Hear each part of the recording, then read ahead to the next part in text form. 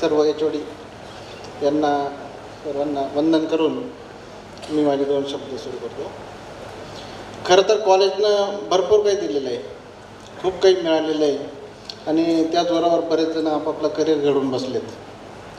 पण जेव्हा आम्ही बाहेर पडलो आणि आज एक पब्लिक सेक्टरमध्ये एक रिप्रेझेंटेटिव्ह म्हणून आज काम करतो, त्यावेळेस जातो आणि बघतो तर महाराष्ट्राचं प्रतिनिधित्व काय आहे.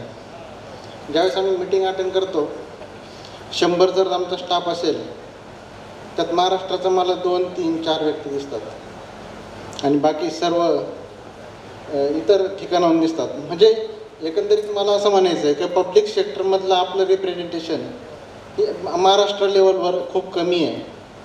तर ज्याचं प्रेझेंटेशन नसल्यामुळं इंटरनल प्रमोशन्स, पुढची प्रगती आणि अनेक गोष्टी आहेत की ज्या माणूस नंतर म्हणतो कशाला आपल्याला बॅकअपच नाही, आपल्याला आपले सपोर्टिव्ह कोणी ज्युनियर्स नाही, आपल्याला सांभाळणारे कोणी नाही, तर आपण हे उच्च पद का स्वीकारावा जेणेकरून आपल्याला त्रासाचीच शक्यता जास्त आहे. त्यामुळं नाईलाजाने आतमध्ये राहून आपल्याला मोठे मोठे प्रमोशन्स, मोठे मोठे ज्या मिळणारे चान्सेस आहेत ते सोडावे लागतात. त्याचा माणूस निगेटिव्ह विचार करतो. जर हे गोष्टी जर आपण प्रेझेंटेशन वाढवलं, मला म्हणायचं नाही ॲग्रिकल्चरमधूनच वाढलं पाहिजे, कुठल्याही ग्रॅज्युएशनमधून जा, कुठल्याही पब्लिक सेक्टरमध्ये जर प्रेझेंटेशन खूप कमी आहे. जसं तर आमटेके सर रेव्हेन्यूमध्ये काम करतात, तर त्यांना ते पण बऱ्याच वेळा त्यांना खटकत असेल का हमारा बंदा साला इसमें हमको 2, 3, 4 ही दिख रहे, बाकी के 20 लोग हैं जो भी हम कोई बातें रखने जाते इंटरनली आगे जाए तो बहुत तकलीफ होती है. तो इंटरनल तकलीफ बहुत होती, दिखता नहीं हमको, पर प्रमोशन के लिए आगे जाके हमको जब हायर इस पे जब काम करते हैं तो बहुत कंस्ट्रेंट का, बहुत चीज़ों का सामना करना पड़ता है. म्हणून आपलं प्रेझेंटेशन वाढवण्यासाठी आपण विद्यार्थ्यांनी जे आता सध्या तयारी करत आहेत त्यांनी अतिशय चिकाटीनं प्रयत्न करायचा आहे आणि प्रयत्न केल्यानंतर जसं वायदेशकर सरांनी सांगितलं की तो अर्धवट सोडायचा नाही आहे.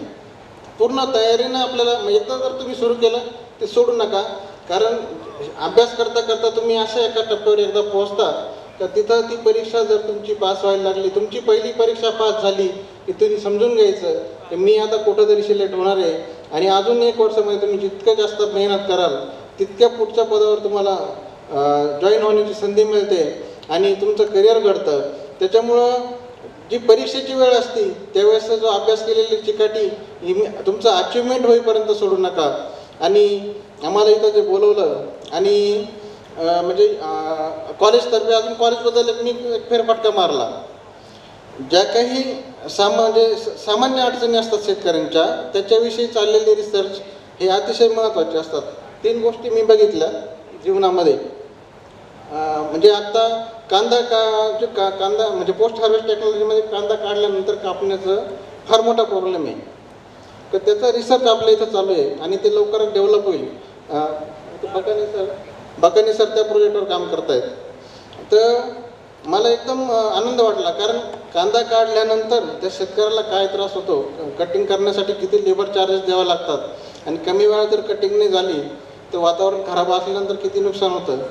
ते जर आपले तर विकसित होऊन जर ते कटर मिळालं तर त्याचा काय फायदा होणार आहे हे मला आज दिसतंय. म्हणून ज्या ज्या अडचणी बाहेर चालू आहेत त्याची जे रिसर्च आपल्या विद्यापीठात चालू आहे, तर जे विद्यार्थी शिकत आहेत त्यांनी त्या आपल्या इथं जे रिसर्च चालू आहेत, तुम्ही फर्स्ट इयरला असा की सेकंड इयरला असा की फायनलला असा, आपल्या कॉलेजमधले चाललेले रिसर्च प्रोजेक्ट याच्यावर जवळजवळ एकदा तरी अभ्यास करा. जे तुमच्या सिलेबसमध्ये नाही आहे त्या अभ्यासाचा तुम्हाला भविष्यात खूप फायदा होईल. आणि भविष्यामध्ये तुम्हाला एक ॲटोमॅटिक एक प्रिन्सिपल टेक्नॉलॉजी म्हणजे जे असते, कुठलेही आता टेक्नॉलॉजी आहे, प्रत्येक टेक्नॉलॉजीचं प्रत्येक सब्जेक्टचं प्रिन्सिपलला तुम्ही पक्का करा, तुमच्या जीवनामध्ये तुम्हाला भरपूर सक्सेस मिळेल. एवढं बोलून 2 शब्द सांगतो.